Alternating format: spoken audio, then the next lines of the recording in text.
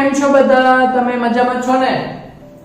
હા, તો થિયોરિટિકલ દ્રષ્ટિએ આપણે ચેપ્ટર પૂરું કર્યું, જેમાં આપણે છેલ્લા બે પોટેન્શિયોમીટર માટેથી EMF ની સરખામણી, એનો એક દાખલો, લાસ્ટ લેક્ચરમાં પોટેન્શિયોમીટર થી કોષનો આંતરિક અવરોધ શોધ્યો અને એના ઉપરથી કંઈક સ્વાધ્યાયનો 23મો દાખલો જોઈલો હતો.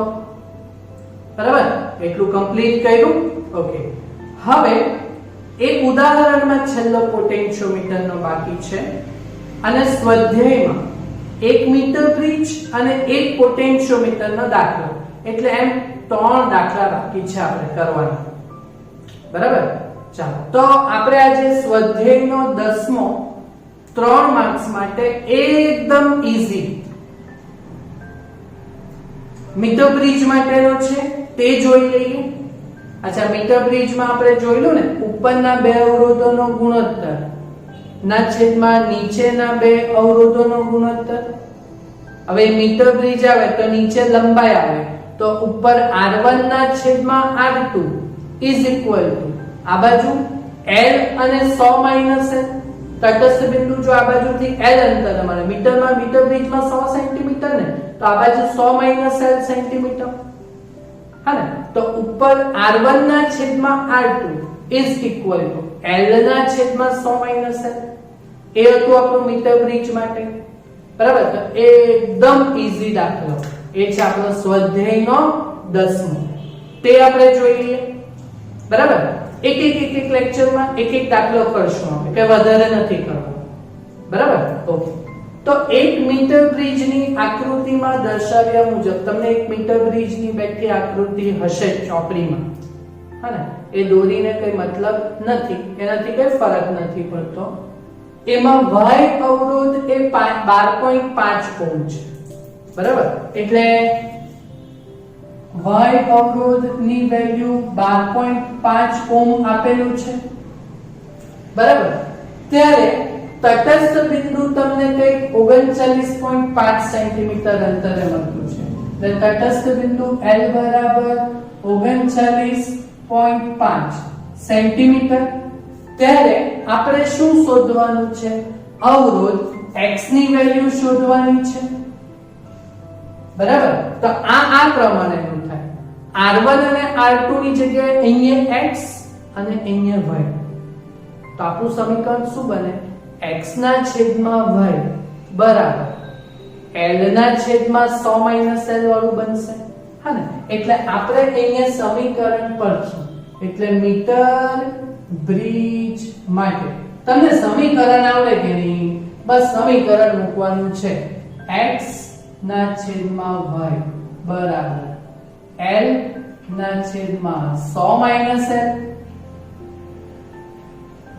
બરાબર, તો x ના છેદમાં y ની વેલ્યુ આપણને આપેલી છે 12.5 ઓહ્મ.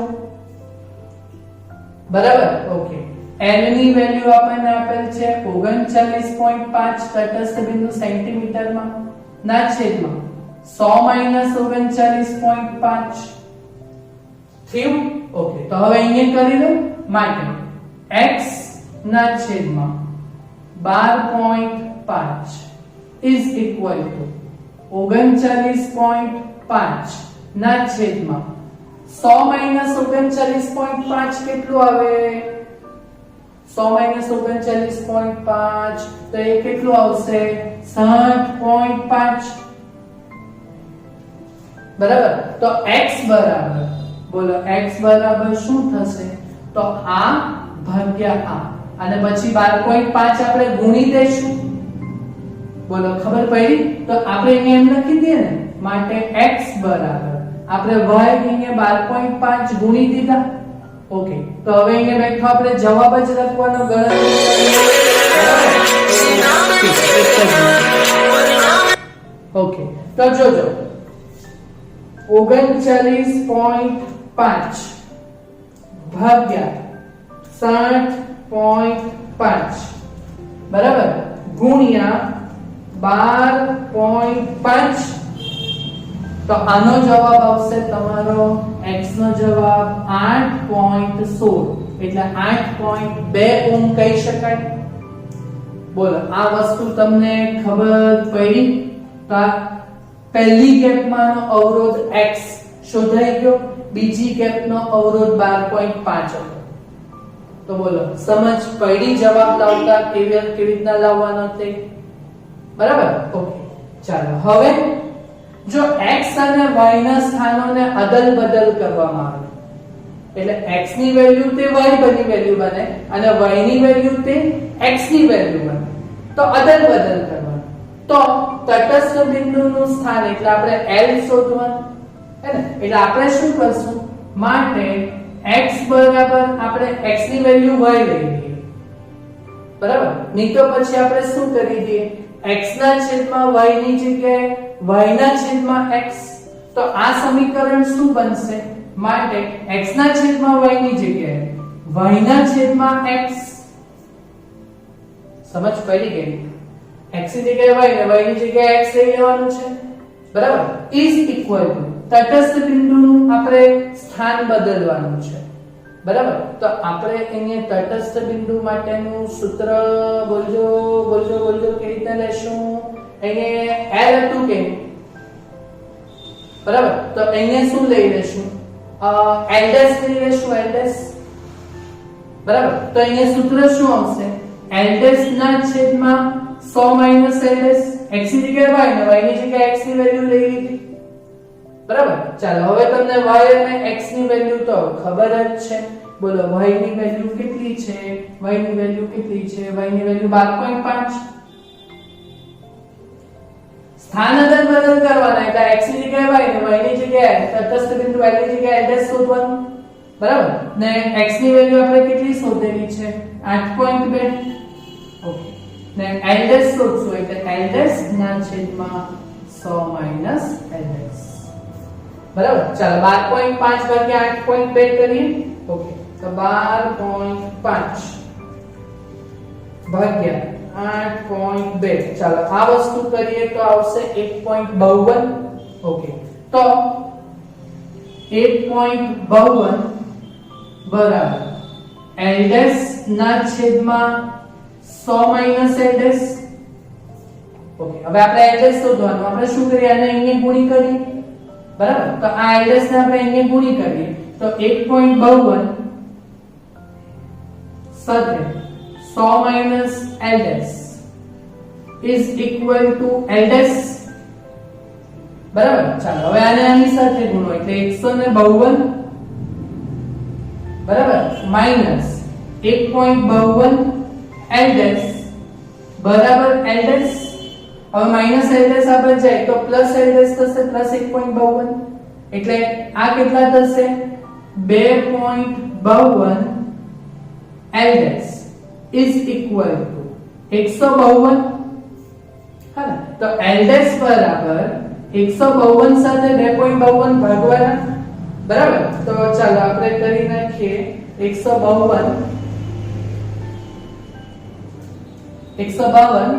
ની ભાગ્યા 2.52. ઓકે, તો આ જવાબ આવશે તમારો 60.31 એટલે 60.3 સેન્ટીમીટર.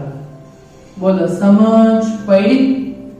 આ દાખલામાં x ની જગ્યાએ y અને y ની જગ્યાએ x જ ખાલી લઈ લીધું અને તટસ્થ બિંદુનું સ્થાન એટલે L ડેશ શોધી કાઢ્યું, બરાબર.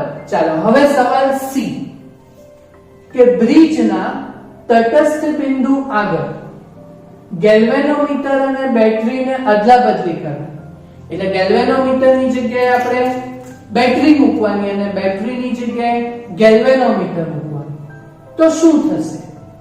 શું ગેલ્વેનોમીટરમાંથી કોઈ પ્રવાહ બતાવશે? તો એક વાક્યમાં જવાબ આપવાનો.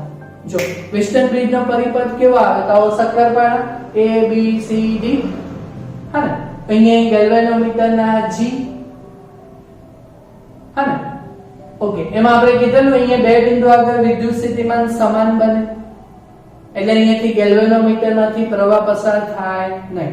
એટલે આ બે બિંદુ, હા ને, અને અહીંયા A અને C, તો અહીંયા તો આપણે વિદ્યુત સ્થિતિમાન સમાન જ. ઓકે, હવે આ આકૃતિ આપણી રેગ્યુલર આકૃતિ છે, હવે આપણે શું કરવાનું, ગેલ્વેનોમીટર અને બેટરીને અદલ બદલ કરી દેવાનું, બરાબર? તો આપણે શું કરીએ, જ્યાં A અને C છે ત્યાં બેટરી મૂકેલી છે કે નહીં? હા, તો A અને C બેટરી મૂકેલી, એની જગ્યાએ આપણે ગેલ્વેનોમીટર મૂકવાનું. તો A અને C ની વચ્ચે આપણે ગેલ્વેનોમીટર મૂકી દેવાનું, ખાલી બસ બતાવવાનું છે,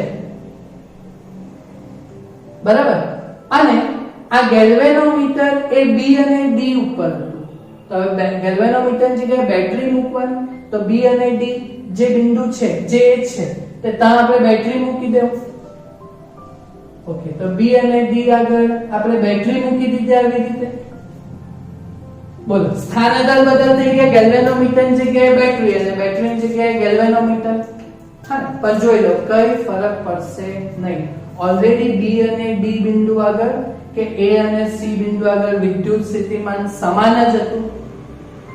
હા, કેમ કે ગેલ્વેનોમીટર ત્યાં શૂન્ય આવર્તન બતાવે એટલે ગેલ્વેનોમીટરમાંથી પ્રવાહ પસાર થયેલો નહીં. એટલે ગેલ્વેનોમીટર અને બેટરીને અદલાબદલી કરતા કોઈ ફરક પડશે નહીં, કારણ કે એ જે પેલા બિંદુ હતા A અને C, ત્યાં વિદ્યુત સ્થિતિમાન તો શું હતું, સમાન જ હતું, બરાબર? એટલે કોઈ ફરક પડશે નહીં અને ગેલ્વેનોમીટર કોઈ પ્રવાહ પણ બતાવશે નહીં. બોલો, સમજ પડી? આવડશે દાખલો? પેલો તો એક વાક્યમાં જસ્ટ જવાબ જ બદલવાનો છે આપણે. હા, પેલા બેટરીની અદલ બદલ અને ગેલ્વેનોમીટરની અદલ બદલ કરીને ખાલી એક વાક્યમાં જવાબ જ લખવાનો હતો ને બાકી તો આ તો આપણું સૂત્ર જ છે આપણું મીટર બ્રિજ માટે. ક્લિયર? આવડશે? થશે ને? ઓકે, તો નેક્સ્ટ લેક્ચરમાં એક હજુ દાખલો છે સ્વાધ્યાયનો, તે છેલ્લો. હા, તે આપણે કરશું પોટેન્શિયોમીટર, બરાબર ને? એક ઉદાહરણનો તેના પછીના નેક્સ્ટ લેક્ચરમાં. ક્લિયર થશે? તો આટલું જાતે કમ્પ્લીટ કરજો. Thank you very much.